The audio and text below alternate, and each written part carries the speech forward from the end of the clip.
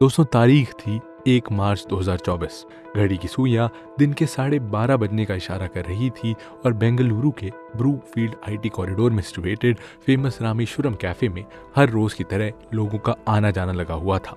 कोई एक कोने में खड़े होकर कॉफी सिप कर रहा था तो किसी का ध्यान शांति से अपना लंच कंप्लीट करने पर था कि तभी दोस्तों अचानक से एक जोरदार धमाका होता है और देखते ही देखते कैफे आग की लपटों में झुलसने लगता है। शुरुआत में सबको लगता है कि ये ब्लास्ट गैस लीक के चलते हुआ होगा, लेकिन जब पुलिस इस मामले की इन्वेस्टिगेशन करती है तो एक हैरान कर देने वाली जानकारी सामने आती है। दरअसल दोस्तों जांच के दौरान पुलिस को पता चलता है कि कैफे में हुआ ब्लास्ट किसी गैस लीक के चलते नहीं हुआ था, बल्कि इस ब्लास्ट को तो किसी स्लीपर सेल ने डेलिबरेटली एक स्लो इंटेंसिटी आईईडी यानी इम्प्रोवाइज एक्सप्लोसिव डिवाइस के जरिए अंजाम दिया था। दोस्तों स्लीपर सेल्स वही होते हैं जिन्हें टेररिस्ट आउटफिट्स के इनविजिबल वेपन्स कहा जाता है और जिनका मकसद डर और दहशत का राज कायम करना होता है। लेकिन रामेश्वरम कैफे में हुआ ये ब्लास्ट ऐसा कोई पहला मौका नहीं था दोस्तों, जब किसी स्लीपर सेल की हरकत से कर्नाटका का जूल कहे जाने वाला बेंगलुरु इस तरह दहल उठा हो। डेटा पर नजर डालें तो पता चलता है कि बीते 20 सालों में बेंगलुरु के अंदर इसी तरह के मल्टीपल बॉम्ब ब्लास्ट और अटैक्स हो चुके हैं। एग्जाम्पल के लिए 2014 में इसी तरह की घटना कोकोनट ग्रूव रेस्टोरेंट में देखी गई थी, जिसमें एक 37 वर्षीय महिला की मौत हो गई थी और 4 लोग बुरी तरीके से घायल हो गए थे। सिमिलरली 2013 में ऐसा ही एक ब्लास्ट देश की एक मेजर पॉलिटिकल पार्टी के ऑफिस के पास भी हुआ था और यहाँ तक कि साल 2010 में तो इन आईडी का निशाना सिटी का फेमस चिन्नास्वामी स्टेडियम भी बना था। वैसे तो दोस्तों ये सभी ब्लास्ट अलग अलग टाइम पीरियड में हुए थे, जिनके पीछे अलग अलग टेरर ग्रुप्स का हाथ था, लेकिन इन सब अटैक्स में एक फैक्टर कॉमन था और दोस्तों वो ये था कि इन सभी घटनाओं को अंजाम देने में स्लीपर सेल्स ने काफी प्रोमिनेंट रोल प्ले किया था, जैसे ग्राउंड इंटेल गैदर करना, आईईडीज को प्लांट करना और लोकल रिसोर्सेज की मदद लेना एटसेट्रा। लेकिन आखिर ये स्लीपर सेल्स एग्जैक्टली होते क्या है? तो देखिए दोस्तों, स्लीपर सेल्स एक तरह का नेटवर्क होता है जिससे जुड़े लोग अपनी आइडेंटिटी को छुपाकर आम जिंदगी जीते हैं, लेकिन जब उन्हें अपने आकाओं से आदेश मिलता है तो वो इस नॉर्मल लाइफ को छोड़कर हर तरह की टेररिस्ट एक्टिविटीज को अंजाम देने का काम करते हैं। स्लीपर सेल आपके घर सब्जी बेचने आने वाला कोई व्यक्ति हो सकता है या किसी बड़ी आईटी कंपनी में काम करने वाला आपका कोई पड़ोसी। अब क्योंकि ये लोग हमारी और आपकी ही तरह सोसाइटी के कॉमन सेक्शन के पार्ट होते हैं, इसीलिए इन्हें डिटेक्ट कर पाना बहुत मुश्किल होता है और साल दर साल बेंगलुरु में बढ़ रही स्लीपर सेल एक्टिविटीज को देखते हुए कर्नाटका पुलिस ने ईयर 2022 में तत्कालीन चीफ मिनिस्टर बसवराज बोम्मई को एक रिपोर्ट सबमिट की थी, जिसमें पुलिस ने सिटी के अंदर 18 टेरर स्लीपर सेल्स को आइडेंटिफाई करने का दावा किया था। सिमिलरली एनआईए यानी नेशनल इन्वेस्टिगेशन एजेंसी ने भी अपनी एक रिपोर्ट में इस बात का खुलासा किया था कि ईयर 2014 से 2018 के बीच जेएमबी यानी जमात उल मुजाहिदीन बांग्लादेश के बेंगलुरु में लगभग 20 से 22 हाइडआउट्स प्रेजेंट थे और 2014 में जो बर्दवान बॉम्ब ब्लास्ट हुआ था उसमें भी इसी जेएमबी टेरर ग्रुप के स्लीपर सेल्स का हाथ था, जो उस समय बेंगलुरु के इन्हीं हाइडआउट्स में छुपे हुए थे। और दोस्तों इस पर जब हमने थोड़ी रिसर्च की तो हमें पता चला कि असल में इंडिया में पिछले 20 साल में लगभग 180 से भी ज्यादा टेररिस्ट ग्रुप्स को आइडेंटिफाई किया गया है जो ट्रांसनेशनल टेरर नेटवर्क की कैटेगरी में आते हैं, यानी कि ऐसा नेटवर्क जो मल्टीपल कंट्रीज में प्रेजेंट हो। ये सारे के सारे ग्रुप्स साउथ एशियन कंट्रीज जैसे बांग्लादेश, नेपाल और पाकिस्तान से ही बिलोंग करते हैं और बीते कुछ सालों में इनकी प्रेजेंस देश के कई शहरों में बढ़ी है, जैसे दिल्ली, कोलकाता और हैदराबाद। लेकिन देश का जो शहर इस तरह की एक्टिविटी से सबसे ज्यादा प्रभावित हुआ है वो है बेंगलुरु। और दोस्तों यही कारण है कि एनआईए और दूसरी इंटेलिजेंस एजेंसीज ने अपनी कई रिपोर्ट्स में बेंगलुरु को होम टू स्लीपर सेल्स का टैग दिया है। और ऐसे में सवाल है कि आखिर बेंगलुरु में ऐसा क्या है जिसके चलते इंडिया का आईटी हब माने जाने वाला ये शहर स्लीपर सेल्स का होम बनते जा रहा है। वो कौन सी यूनिक ताकतें हैं जो इन स्लीपर सेल्स की मदद कर रही हैं और क्यों बेंगलुरु पर स्लीपर सेल्स का ये साया इंडियन अथॉरिटीज की नींदें उड़ा रहा है? क्या है कहानी इंडिया में स्लीपर सेल्स के नए टाउन की? आइए जानते हैं दोस्तों आज के इस वीडियो में। लेकिन दोस्तों इससे पहले कि हम इस वीडियो में आगे बढ़े, मैं आप सभी से बताना चाहता हूं कि इस संडे यानी 20 अक्टूबर को अनअकैडमी करा रहा है अपना Unacademy civil services championship test, जिसमें अगर आप अच्छा परफॉर्म करते हैं तो आप अवेल कर सकते हैं अप टू 90% स्कॉलरशिप और बहुत सारे एक्साइटिंग रिवॉर्ड्स। तो अभी जाइए और रजिस्टर करिए और साथ ही आप हमारे यूपीएससी के आईएएस और आईपीएस बैचेस फॉर 2026 को भी ज्वाइन कर सकते हैं, जिसमें आपको मिलता है कंप्लीट प्रीलिम्स और मेंस का प्रिपरेशन, साथ ही unlimited access to all batches, comprehensive study material, prelims और मेंस की टेस्ट सीरीज और 1-on-1 मेंटरशिप। तो अभी जाइए और लीजिए सब्सक्रिप्शन और चलिए अब आगे बढ़ते हैं आज के इस वीडियो में। The sleeper cell connection of Bengaluru. दोस्तों, बेंगलोर या बेंगलुरु इंडिया का इंफॉर्मेशन टेक्नोलॉजी हब है और ये शहर अकेला इंडिया की जीडीपी में $300 बिलियन तक का कंट्रीब्यूशन करता है। मगर आज इस शहर के सामने स्लीपर सेल्स नाम की एक बड़ी परेशानी खड़ी हो गई है, जिसकी सबसे बड़ी वजह है यहाँ हो रहा इलीगल माइग्रेशन। दोस्तों, हम जानते हैं कि इंडिया चाइना, पाकिस्तान, नेपाल, बांग्लादेश और ऐसे ही कई देशों के साथ अपनी बॉर्डर शेयर करता है, लेकिन पाकिस्तान, नेपाल, बांग्लादेश और म्यांमार वो 4 कंट्रीज हैं जहां से इंडिया में सबसे ज़्यादा बड़े स्केल पर इलीगल माइग्रेशन होता है। बीते कुछ दशकों में हमारी आर्म्ड फोर्सेस और गवर्नमेंटल अथॉरिटीज पाकिस्तान और इंडिया के सेंसिटिव रिलेशंस को देखते हुए इंडिया पाक बॉर्डर को काफ़ी हद तक सिक्योर करने में कामयाब रही हैं, जिसके चलते देश के वेस्टर्न फ्रंट से होने वाला इलीगल इमिग्रेशन कुछ हद तक कंट्रोल हुआ है। लेकिन इसी ड्यूरेशन में देश का ईस्टर्न फ्रंट काफ़ी कमज़ोर हुआ है। रिसेंटली आपने सोशल मीडिया पर कुछ वीडियोज़ देखी होंगी कि आज बांग्लादेश से इंडिया में एंटर करना कितना आसान है, एंड सिमिलरली जो लोग ईस्टर्न फ्रंट से इंडिया में माइग्रेट नहीं कर पाते हैं वो नेपाल के सहारे इंडिया में बड़ी आसानी से एंटर कर जाते हैं। रिपोर्ट्स बताती हैं कि आज हर दिन 10 से 15 बसेस नेपाल से माइग्रेंट वर्कर्स को इंडिया के यूपी, बिहार और सिक्किम जैसे स्टेट्स में लेकर आती हैं। और वैसे तो इनमें से ज़्यादातर लोग प्रॉपर डॉक्यूमेंटेशन के साथ इंडिया में आते हैं, लेकिन बॉर्डर के दोनों साइड ऑपरेट करने वाले ब्रोकर्स या डीलर्स कुछ लोगों को बिना पेपर्स के भी इंडिया में एंट्री दिला देते हैं। ऐसे ही सिनारियो बांग्लादेश और म्यांमार के केस में भी देखने को मिलते हैं दोस्तों, जहां के लोग बेटर अपॉर्चुनिटी की तलाश में इंडिया का रुख कर रहे हैं और फिर गैर कानूनी तरीके से भारत में ही रहने लगते हैं। 2018 में होम मिनिस्टर अमित शाह ने अपने एक बयान में बताया था कि गवर्नमेंट ने 40 लाख से ज़्यादा इलीगल इमिग्रेंट्स को आइडेंटिफाई किया है। लेकिन दोस्तों, ये एनआरसी का फर्स्ट ड्राफ्ट कर देता था, जो फाइनल लिस्ट में 19 लाख के करीब कोट हुआ। लेकिन 19 लाख भी अपने आप में बहुत बड़ा नंबर होता है। इन इमिग्रेंट्स में सबसे लार्जेस्ट नंबर बांग्लादेश के माइग्रेंट्स का ही था और बांग्लादेश भारत के 5 स्टेट्स यानी वेस्ट बंगाल, असम, मेघालय, मिजोरम और त्रिपुरा के साथ बॉर्डर शेयर करता है और इन सभी स्टेट्स की बॉर्डर्स काफी पोरस है। ऊपर से दोस्तों, वहाँ का टेरेन भी काफी मार्शी लैंड और फॉरेस्ट से भरा हुआ है, जिसके चलते इन्हें पूरी तरीके से मॉनिटर या सिक्योर करना भी ऑलमोस्ट इम्पॉसिबल है। साथ ही देश में प्रेवलेंट करप्ट प्रैक्टिसेस इस तरह के इलीगल इमिग्रेशन को कंट्रोल करना और ज्यादा मुश्किल बना देती हैं। और इसे अगर एक उदाहरण के साथ समझें तो साल 2018 में इंडियन अथॉरिटीज ने बीएसएफ के एक कमांडेंट को 45 लाख की ब्राइब लेते हुए अरेस्ट किया था और फर्दर इन्वेस्टिगेशन में ये बात सामने आई थी कि उसने ये ब्राइब कुछ लोगों को बांग्लादेश से इंडिया में एंट्री दिलाने के लिए लिए थे। लेकिन अब आप सोच रहे होंगे दोस्तों कि बांग्लादेश, म्यांमार या नेपाल से आने वाले इलीगल इमिग्रेंट्स और बेंगलुरु में बढ़ रहे स्लीपर सेल्स के नंबर का आखिर क्या कनेक्शन है। तो दोस्तों, दरअसल बांग्लादेश या नेपाल से आने वाले सभी इलीगल माइग्रेंट्स का ऑब्जेक्टिव इंडिया में आकर बेहतर जीवन जीना या काम करना नहीं होता, बल्कि इनमें से कुछ लोग आतंकी मंसूबों को दिल में लिए भारत में घुसने की कोशिश करते हैं। आज ये एक वेल नोन फैक्ट है दोस्तों कि Pakistan based terror groups Nepal और बांग्लादेश का इस्तेमाल एंटी इंडिया एक्टिविटीज़ को रन करने के लिए करते हैं। और रॉ ऑलरेडी कई दफ़ा इस बात को हाईलाइट कर चुका है कि आज नेपाली सॉइल पर आतंकवादियों को ट्रेन किया जा रहा है ताकि इलीगल माइग्रेंट्स के बीच उन्हें छुपाकर इजीली इंडिया में उन्हें मोबिलाइज कर दिया जाए। ऐसी सिमिलर सिचुएशन बांग्लादेश और म्यांमार के केस में भी देखने को मिल रही है दोस्तों, जहां इलीगल इमिग्रेंट्स के बीच छुपकर ये स्लीपर सेल्स इंडिया में आ रहे हैं। और दोस्तों, इंडिया में एंटर करने के बाद ये स्लीपर सेल्स देश के बड़े शहरों का रुख कर रहे हैं, जिसका सबसे बड़ा सेंटर बन रहा है आज की डेट में बेंगलुरु। और दोस्तों, ऐसा होने के पीछे 2 बड़ी वजहें हैं। नंबर 1 कि इलीगली इंडिया में एंटर करने वाले ये स्लीपर सेल्स ऐसी जगह रहना चाहते हैं जहां इन्हें आइडेंटिफाई करना मुश्किल हो, और ऐसे में बड़े शहरों का कॉम्प्लेक्स सोशल इकोसिस्टम उन्हें वो ग्राउंड प्रोवाइड करता है जहां वो बिना किसी की नज़र में आए ईजिली रह सकते हैं। क्योंकि बेंगलुरु एक बड़ी मेट्रोपॉलिटन सिटी है जो ऑलरेडी काफ़ी ओवरक्राउडेड है और लेटेस्ट डेटा के हिसाब से करेंटली यहाँ की पॉपुलेशन 1,40,00,000 से भी ज़्यादा है। और सिटी के कुछ एरियाज तो इतने क्राउडेड भी हैं कि आसपास वालों को भी नहीं पता चलता कि उनके पड़ोस में कौन रहने आया है और वो क्या करता है।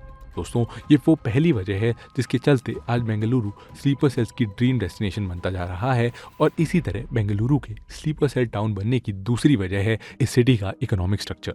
दोस्तों, आज Bengaluru silicon valley of India के नाम से मशहूर है, जहां सैकड़ों कंपनीज काम कर रही हैं, जिसके चलते यहाँ के इकोसिस्टम में कई तरह की और जॉब्स भी प्रेजेंट है, जैसे बार्बर, कुक, धोबी और सफाई वाला एटसेट्रा। इस तरह की जॉब इन स्लीपर सेल्स को एक परफेक्ट आइडेंटिटी प्रोवाइड करती है जिस पर किसी की भी नजर नहीं जाती।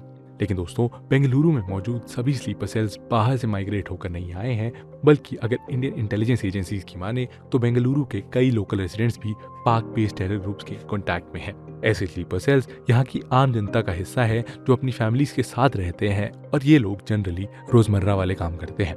कुछ रिपोर्ट्स बताती हैं कि इस तरह के स्लीपर सेल्स रामामूर्ति नगर, मारताहल्ली, बंदेपल्या, वर्थूर, बेलंदूर और हेब्बागोड़ी जैसे हिस्सों में कॉन्सेंट्रेटेड है। हालांकि इस क्लेम को क्रॉस वेरीफाई करना इन स्लीपर सेल्स की सीक्रेट आइडेंटिटी की वजह से काफी मुश्किल है।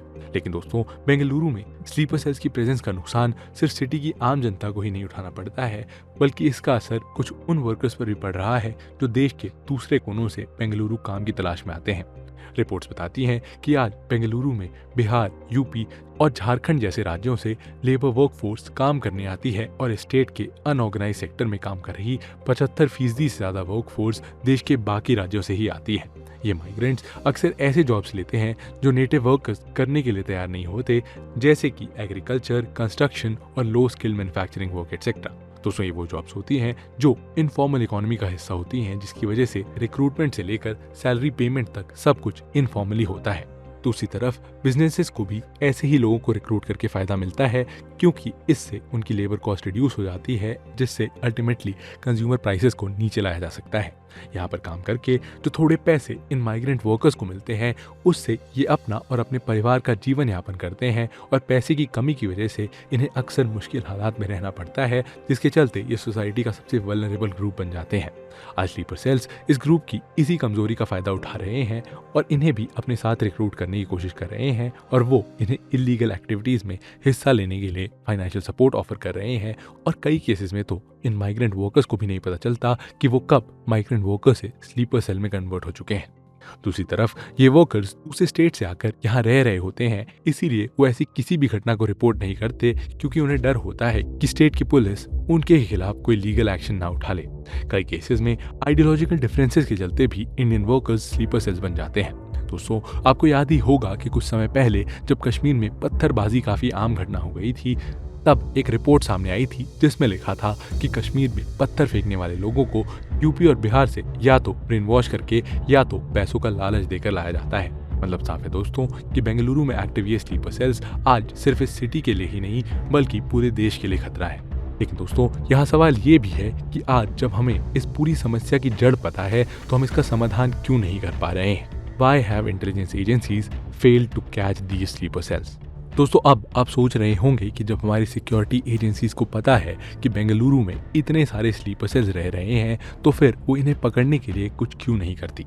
तो देखिए दोस्तों, सबसे पहले तो यहाँ एक फंडामेंटल प्रॉब्लम है। पहली प्रॉब्लम ये कि ऐसे स्लीपर सेल्स जो बेंगलुरु से ही बिलोंग करते हैं, उन्हें आइडेंटिफाई करना तो तब तक पॉसिबल ही नहीं है जब तक वो किसी एक्टिविटी में इन्वॉल्व ना हो। तो ऐसे में हम सिर्फ उन स्लीपर सेल्स की बात कर रहे हैं जो बाहर से इलीगल माइग्रेंट्स के रूप में बेंगलुरु में आ रहे हैं, और इन्हें आइडेंटिफाई और अरेस्ट करने के लिए पहला बड़ा चैलेंज है इनके पास मौजूद फेक डॉक्यूमेंटेशन। दोस्तों बेंगलुरु की पॉपुलेशन हर साल तेजी से बढ़ रही है और इसी बढ़ती पॉपुलेशन में मौजूद हैं वो इलीगल इमिग्रेंट्स जो स्लीपर सेल में मौजूद हैं, जिनका सही नंबर पता लगाना इस बढ़ती पॉपुलेशन के कारण मुश्किल नहीं है। एक कंजर्वेटिव एस्टिमेट के मुताबिक आज बांग्लादेश से आए हुए 40,000 से ज्यादा इलीगल इमिग्रेंट्स बेंगलुरु में रह रहे हैं, जिनके पास आधार कार्ड, पैन कार्ड और यहाँ तक कि वोटर आईडी जैसे फेक डॉक्यूमेंट्स भी हैं।